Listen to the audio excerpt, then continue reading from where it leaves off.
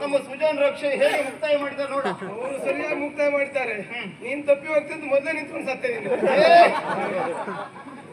ಹಳೆಯ ದ್ವೇಷವನ್ನು ಇಟ್ಟುಕೊಂಡು ಬಂದಿದ್ದೇವೆ. ಹಳೆ ದ್ವೇಷ? ಹೌದೌದು. ಹೇಳುವುದೇ ನೀ ಹೇಳುವುದೇ ಬೇರೆ ತಲೆ ಕೊಡುದಿಲ್ವಾ? ಅಸಂಕರ್ತರು ಇಬ್ಬರಿಗೆ ಒಂದೇ ಅರ್ಥ ಬರ್ತಿದ್ರೆ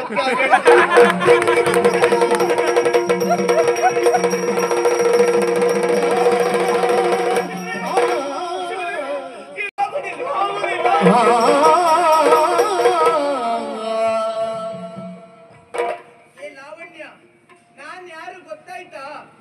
ವಂದನ. ನನ್ನಲ್ಲಿ ನೀ ವಿರೋಧ ಕಟ್ಟಿಕೊಂಡೆ ಅಂತಾದ್ರೆ ಸೇಟಿಯ ಸ್ಮಶಾನ. ನೆನಪಿಟ್ಟುಕೋ. ಹೋಗು. ಇಲ್ಲ ಹೋಗೆ.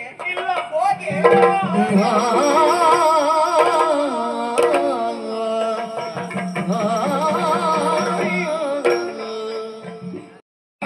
ಹೀಗಿದ್ದು ಗಂಡ ಹೀಗಾಗ್ತದೆ ಅಷ್ಟೇ, ಮಾತಾಡುದಿಲ್ಲ.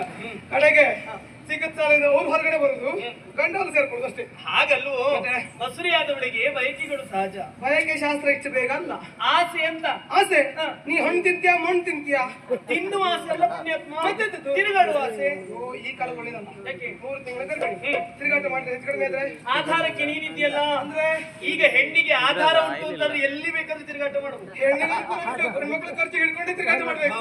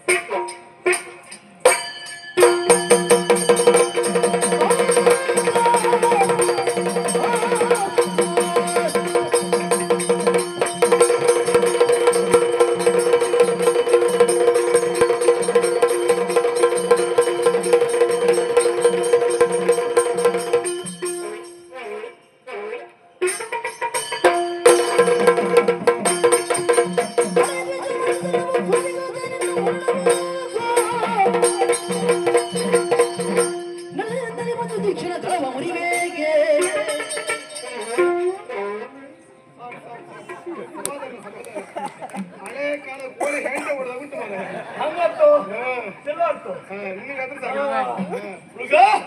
ಇಲ್ಲಿವರೆಗೆ ಬರುವುದಕ್ಕೆ ಹಳೆಯ ದ್ವೇಷ ಯಾರ ಮೇಲೆ? ನಿನ್ನ ಮೇಲೆ. ಯಾವ ಕಾರಣಕ್ಕೆ? ಅವತ್ತು ತರಕಾರಿಯನ್ನು ಮಾರಾಟ ಮಾಡುವಂತ ಹೆಣ್ಣಿನನ್ನು ಅಡ್ಡಾಯಿಸಿ ಸುಂಕವನ್ನು ಕೇಳಿದಾಗ ನೀನಲ್ಲಿವರೆಗೆ ನಿನ್ನ ಪ್ರವೇಶವಾಯಿತು. ನೀನಾಡಿದ ಮಾತು ಹೀಗೆ, ಏನು? ಸುಂಕ ಕೊಡುವುದಿಲ್ಲ ಅಂತ ಹೇಳಿ ನಮ್ಮಿಬ್ಬರಿಗೆ 4 ಬಾರಿ ಚಿಕ್ಕಲಿಸಿ ಕೊಟ್ಟವ ನೀನು. ಅದಕ್ಕೀಗ ಅದಕ್ಕಾಗಿ ನಿನ್ನಲ್ಲಿ ದೂರಕ್ಕೆ ಬಂದಿದ್ದೇನೆ. ನೀವು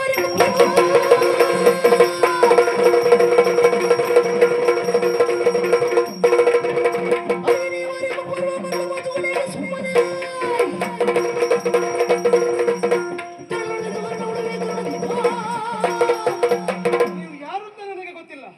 ಹಳೆ ದ್ವೇಷ ಅಂತ ಹೇಳ್ತೀರಿ. ಯಾರದ್ದ ಮೇಲೆ ದ್ವೇಷವನ್ನು ನನ್ನ ಮೇಲೆ ತಿರ್ಸ್ಕೊಳ್ಳುವಂತ ಪ್ರಯತ್ನ ಮಾಡ್ತಾ ಇದ್ದೀರಿ. ಪರಿಣಾಮ ಏನು ಗೊತ್ತಾ? ಬೆಂಕಿಯೊಡನೆ ಸರಸ ಮಾಡಿದ ಹಾಗೆ ಸುಟ್ಟು ಬೂದಿ ಆಗ್ತೀರಿ.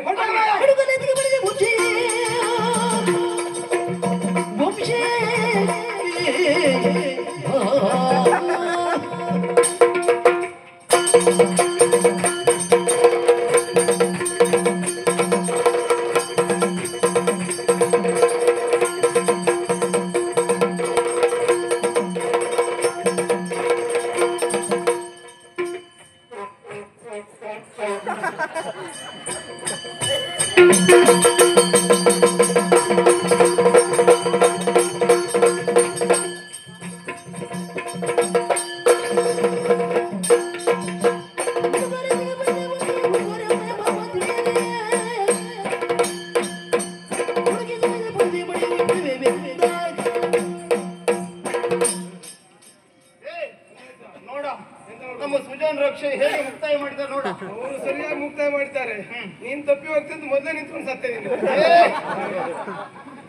ಹಳೆಯ ದ್ವೇಷವನ್ನು ಇಟ್ಟುಕೊಂಡು ಬಂದಿದ್ದೇವೆ. ಹಳೆ ದ್ವೇಷ? ಹೌದೌದು. ಹೇಳುವುದೇ ನೀ ಹೇಳುವುದೇ ಬೇರೆ ತಲೆ ಕೊಡುದಿಲ್ವಾ? ಅಸಂಕರ್ತರು ಇಬ್ಬರಿಗೆ ಒಂದೇ ಅರ್ಥ ಬರ್ತಿದ್ರೆ ಅದಕ್ಕೆ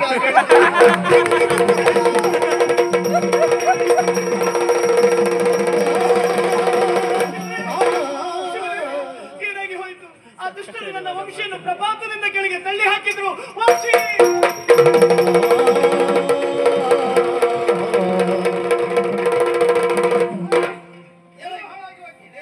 ಸರಿಯಾದ ಎನ್ನುವ ಕಾರಣಕ್ಕಾಗಿ ಸಂತೋಷದಿಂದ ಇದ್ದೀವಿ. ಹೌದು. ಮತ್ತೆ ಬೆಟ್ಟದಿಂದ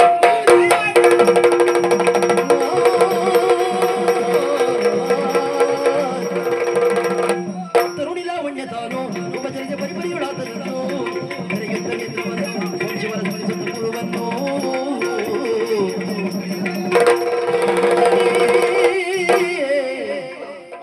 ನಾನು ತಪ್ಪು ಮಾಡಿಬಿಟ್ಟೆನಪ್ಪ. ನಾನು ಅವತ್ತು ಮಾರಿ ನಿನ್ನ ಮದುವೆ ಆಗುವುದಕ್ಕೆ ಮನಸ್ಸು ಮಾಡಿದ್ರಿಂದ ಎಲ್ಲವೂ ಹಾಳಾಗಿ ಹೋಯ್ತು. ನಿಮ್ಮ ಮರ್ಯಾದೆಯನ್ನು ಕಳೆದುಬಿಟ್ಟೆ. ದಯವಿಟ್ಟು ಕ್ಷಮಿಸಿ ಅಪ್ಪ. ತಂಗಿ, ನಾ ಮಾಡಿದಂತ ಒಂದು ತಪ್ಪಿನಿಂದಲಾಗಿ ನಿನ್ನ ಮನಸ್ಸಿಗೆ ನೋವಾಗಿರ್ಬೇಕಲ್ಲ ಪರಮ. ನನ್ನ ತಪ್ಪು ನಿನಗೂ ನೋವು ತಂದಿದ್ದೇನಾ? ನನಗೇನೂ ನೋವು ತರಲಿಲ್ಲ. ಮನೆಯ ಮಂದಿಯ ನುಡಿದಿ ನಗಿಸಿದ ಮನದ ಬಾಗಿಲ ತೆರೆದು ನಡೆಯುತ್ತ ವನಿತೆ ಮೊಗವನ್ನು ಕಂಡು ತೊಳಲು ತವಿನುತೆ ಯಾರೇನು ತವಳ ಕೇಳುತ್ತಾ ಇಲ್ಲಿದ್ದವರೆಲ್ಲವರು ನನ್ನ ಪರಿಚಿತರೆ. ಅದ್ಯಾರಪ್ಪ ಹೊಸ ಮುಖ ಅವಳು? ಅವಳು ಯಾರು? ಇಲ್ಲಿಗೆ ಯಾಕೆ ಬಂದ್ಲು? ಅವಳ ಹೆಸರೇನು? ಎಲ್ಲಿ ಅವಳು?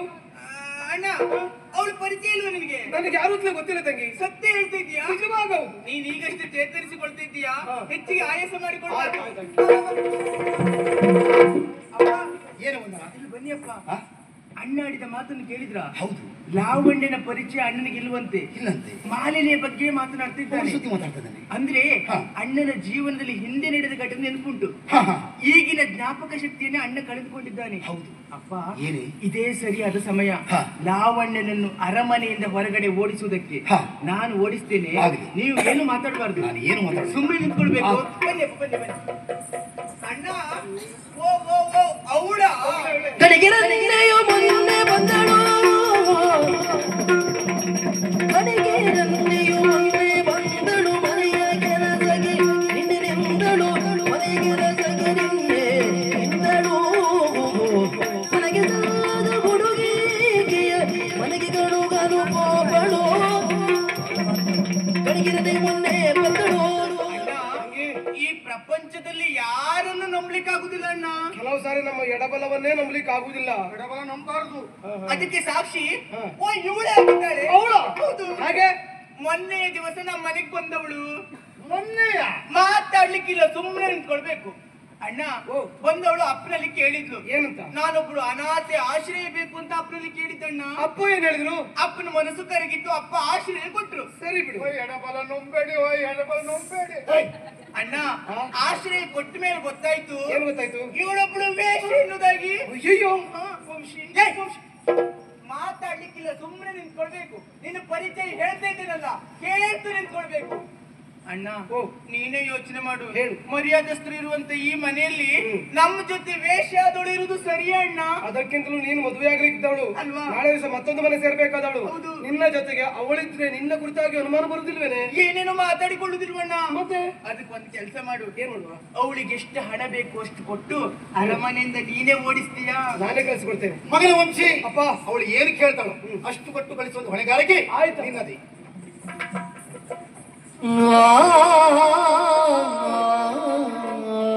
ನೋಡಮ್ಮ, ನೀನು ಯಾರು ಅಂತ ನನಗೆ ಗೊತ್ತಿಲ್ಲ. ತಂದೆ ಮತ್ತೆ ತಂಗಿ ಹೇಳಿದ ಮೇಲೆ ಗೊತ್ತಾಯ್ತು ನೀನು ಗಣಿಕೆಯರ ಕೇರಿಯಲ್ಲಿ ಇರಬೇಕಾದವಳು ಅಂತ. ನಿನ್ನಂತವಳು ಇಲ್ಲಿರುವುದರಿಂದ ನಮ್ಮ ವ್ಯಕ್ತಿತ್ವಕ್ಕೂ ಕೊಂದು ನಾಳೆ ದಿವಸ ಬೇರೆ ಬೇರೆ ಅರ್ಥವನ್ನು ಕಲ್ಪಿಸಿಕೊಳ್ತಾರೆ ಜನರಲ್ಲ. ಆದ್ರಿಂದ ನೀನು ಹೆಚ್ಚು ದಿವಸ ಇರಬೇಡ. ನಿನಗೆ ಏನು ಬೇಕು ಕೇಳು, ಅದನ್ನು ಕೊಡಿಸ್ತೇನೆ, ತೆಗೆದುಕೊಂಡು ಹೋಗು. ನಾನು ಕಳಿಸ್ತೇನೆ. ಆಯ್ತು ಕಳಿಸು. ಲಾವಣ್ಯ, ಅಣ್ಣ ಹೇಳಿದ್ದು ಕೇಳಿಲ್ವಾ? ಒಂದು ಕ್ಷಣವೂ ನೀನು ಅರಮನೆಯಲ್ಲಿ ಇರ್ಲಿಕ್ಕಿಲ್ಲ. ಹೋಗು, ಹೋಗಿ. ಹೋಗುದಿಲ್ಲ, ಹೋಗುದಿಲ್ಲ, ನಾನು ಹೋಗುದಿಲ್ಲ, ಹೋಗುದಿಲ್ಲ, ಹೋಗುದಿಲ್ಲ.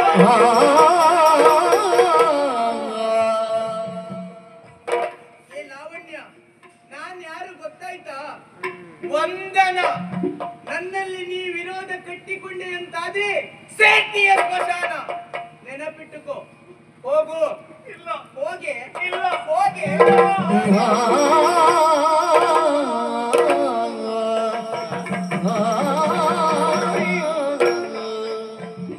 ನಾನ್ಯಾರೊತ್ತು ನೆನಪಿಲ್ವ ನಿನಗೆ?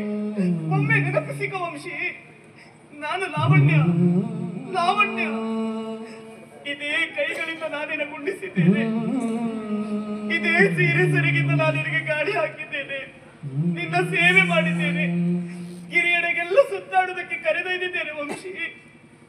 ಅದೆಲ್ಲ ಮರೆತರೆ ಮರೆ, ಬೇಸರ ಇಲ್ಲ ನನಗೆ ವಂಶಿ. ನಾನೀಗ 3 ತಿಂಗಳ ಗರ್ಭಿಣಿ. ಈ ಮಗುವಿನ ತಂದೆ ನೀನು. ಅದನ್ನು ಮಾತ್ರ ಮರೆಯಬೇಡ ವಂಶಿ, ಮರೆಯಬೇಡ. ಬಹಳ ಚೆನ್ನಾಗಿದೆ ಕತೆ. ಕೇಳುವುದಕ್ಕೆ ಬಹಳ ಸಂತೋಷವಾಗ್ತದೆ. ಅಷ್ಟೇ ಚಂದವಾಗಿ ನೀನು ಹೇಳ್ತೀಯ. ಕತೆ ಜೀವನವಾಗುವುದಿಲ್ಲ, ನೆನ್ಪಿಟ್ಟುಕೋ. ಏನ್ ಹೇಳ್ದೆ? ಏನು ನನ್ನಿಂದ ಗರ್ಭಿಣಿಯ? ಹೇಗೆ ಹೇಳಲಿಕ್ಕೆ ಸಾಧ್ಯ? ನೀನು ಹುಟ್ಟ ಗಣಿಕೇರ ಕೇರಲಿದ್ದವಳು.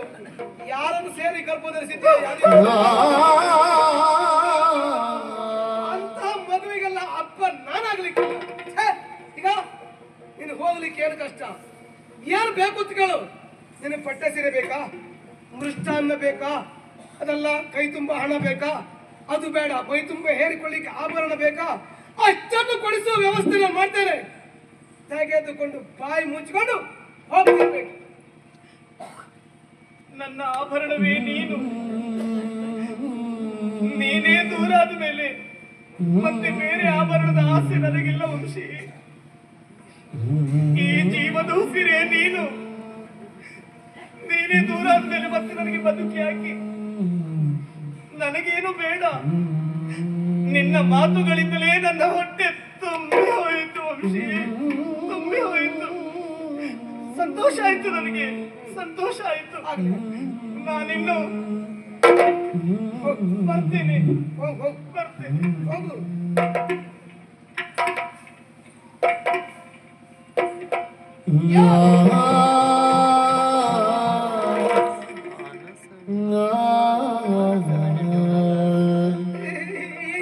ಏನಿಲ್ಲ ಅಂದ್ರೆ ನಾನು ಕೊಟ್ಟದ್ದು ನಿನಗೆ ಕಡಿಮೆ ಆದದಿದ್ರೆ ಹೆಚ್ಚಿಗೆ ಬೇಕಾದ್ರೆ ಕೇಳಿ ತೆಗೆದುಕೊಂಡು ಹೋಗು ಅಂತ ಹೇಳಲಿಕ್ಕೆ ಅಷ್ಟೇ ಕರೆದು ನಾನಿಗಲ್ಲ.